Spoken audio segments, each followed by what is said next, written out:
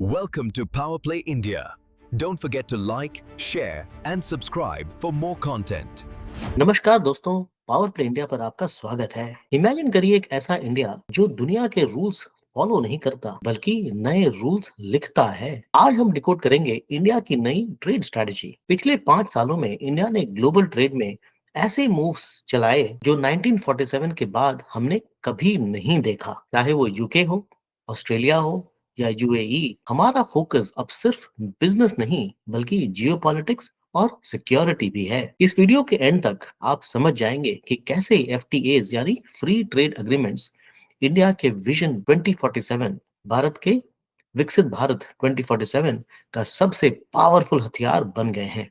चलिए शुरू करते हैं। सबसे पहले हमें ये समझना होगा कि गेम चेंज कहाँ हुआ। दोस्तों, पहले इंडिया का ट्रेड करने का तरीका थोड़ा पुराना था। हम मल्टीलैटरल एग्रीमेंट्स पर बिलीव करते थे, यानी पूरी दुनिया या बड़े ग्रुप्स के साथ एक जैसा डील करना। लेकिन अब इंडिया ने गियर शिफ्ट कर लिया है।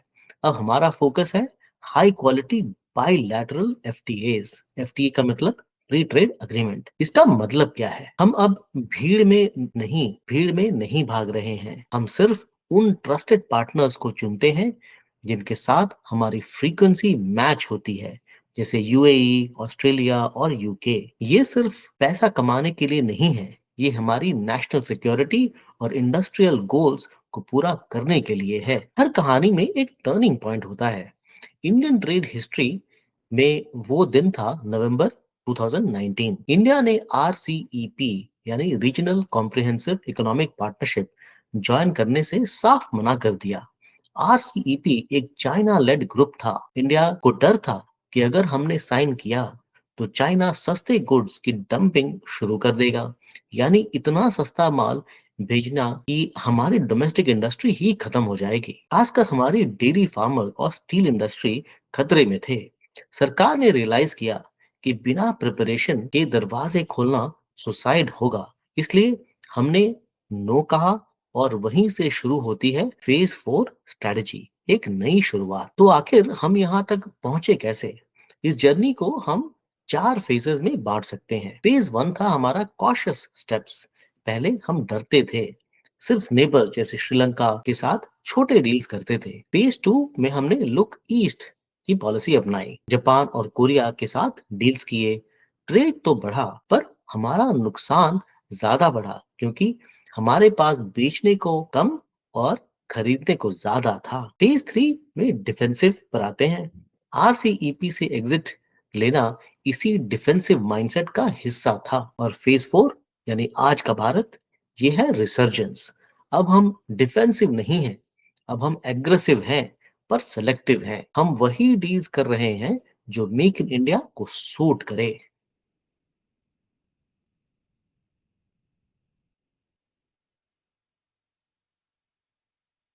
अब आप सोचेंगे एफटीएज और फैक्ट्री का क्या कनेक्शन है। अच्छा दोस्तों, हम बार बार अपने वीडियो में एफटीए की बात करेंगे, तो आप समझ लें कि एफटीए यानी फ्री ट्रेड अग्रीमेंट। अच्छा, तो वापस आते हैं, एफटीएज और फैक्ट्रीज का क्या कनेक्शन है? तो कनेक्शन बहुत गहरा है।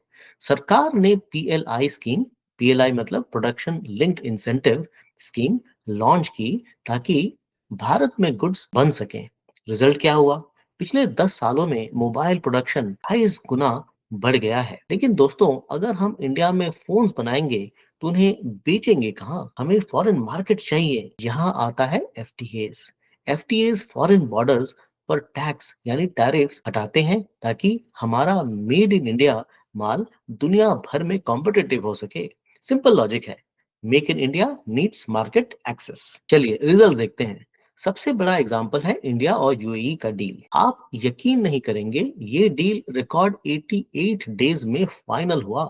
इस डील के बाद इंडिया के 97% प्रोडक्ट्स जैसे कपड़े और ज्वेलरी अब यूएई में बिना किसी टैक्स के जाते हैं। आज हमारा ट्रेड $100 बिलियन क्रॉस कर चुका है। और सबसे इंटरेस्टिंग बात, दुबई अब हमारे लिए एक गेटवे बन गया है। वहां भारत मार्ट बन रहा है, जहां से इंडियन गुड्स मिडिल ईस्ट और अफ्रीका भेजे जाएंगे।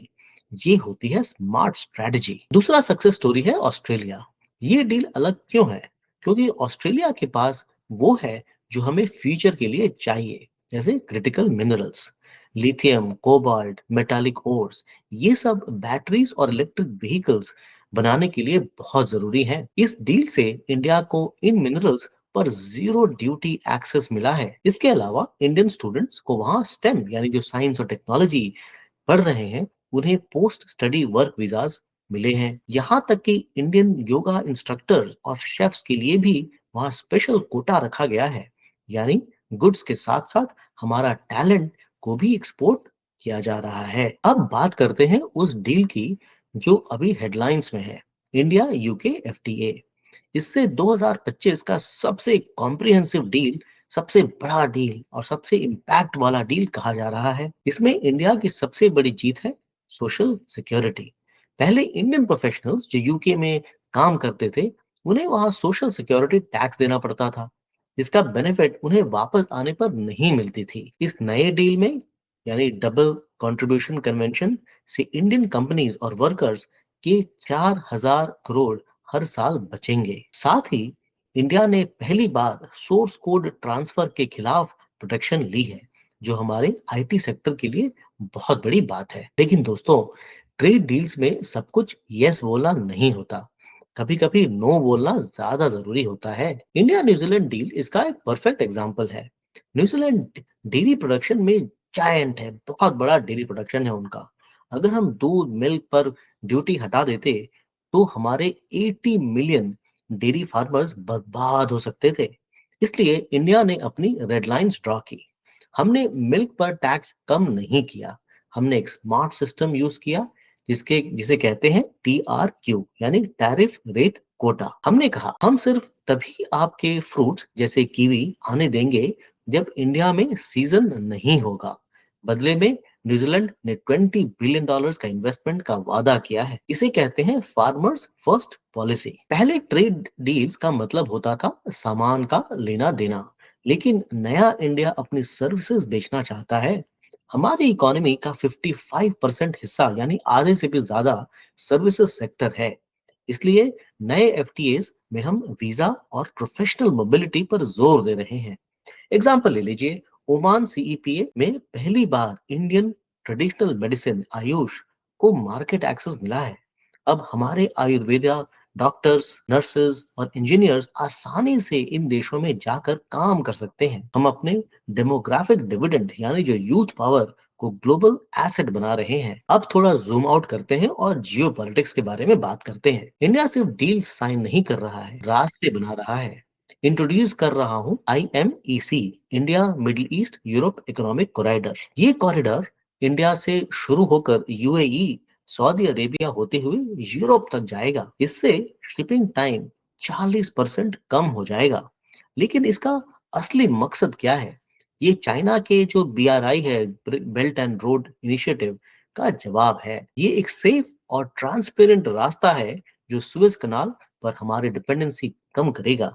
ये फ्यूचर का ट्रेड राउट है। डिजिटल जमाने में दोस्तों, डेटा ही नया ऑयल है। प्रधानमंत्री कह चुके हैं इसके बारे में, देश के और बड़े नेता और जो लोग जानकार हैं वो कह चुके हैं AI के बारे में कि डेटा ही नया ऑयल है। पहले इंडिया डेटा को लेकर बहुत रिजिड था कि सारा डेटा इंडिया में ही स्टोर होना चाहिए। लेकिन अब हम थोड़ा फ्लेक्सिबल हो रहे हैं। यूके और EFTA डील्स में इंडिया ने क्रॉस बॉर्डर डेटा फ्लोस पर बात की है। क्यों? ताकि बड़ी वेस्टर्न कंपनीज जैसे गूगल, माइक्रोसॉफ्ट, अमेजॉन, इस टाइप की कंपनीज इंडिया में बिना डर के इन्वेस्ट कर सकें और हाईटेक मैन्युफैक्चरिंग सेट कर सकें। हम अपने रूल्स को ग्लोबल स्टैंडर्ड से मैच कर रहे हैं ताकि हमारा IT सेक्टर को बूस्ट मिले। तो सवाल यह है दोस्तों कि क्या ये सब काम कर रहा है? नंबर्स झूठ नहीं बोलते। लेटेस्ट जो डेटा है नवंबर 2024-25 के हिसाब से इंडिया का ट्रेड डेफिसिट 61% कम हुआ है, 17 बिलियन से 6.6 बिलियन। जहां गुड्स में थोड़ा गैप है, वहां हमारी सर्विसेज बाजी मार रही हैं। हमारे सर्विसेज सरप्लस $189 बिलियन की है, जो गुड्स के घाटे को कवर कर लेता है।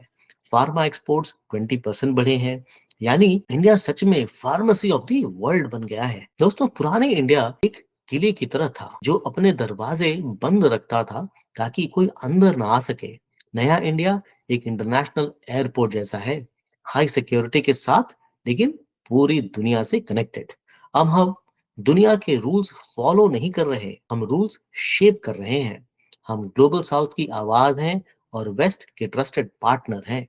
चाहे वो एमएसएमईज को ग्लोबल मार्केट तक ले जाने या क्रिटिकल मिनरल सिक्योर करना हो, इंडिया का विजन 2047, विकसित भारत 2047 क्लियर है। Strategic autonomy. दोस्तों, इसके साथ ही पावर प्ले इंडिया का ये वीडियो आज खत्म होता है। हमें लाइक, शेयर और सब्सक्राइब अवश्य करें और ऐसे ही देखते रहिए power play India. Thank you. Welcome to Power Play India. Don't forget to like, share, and subscribe for more content.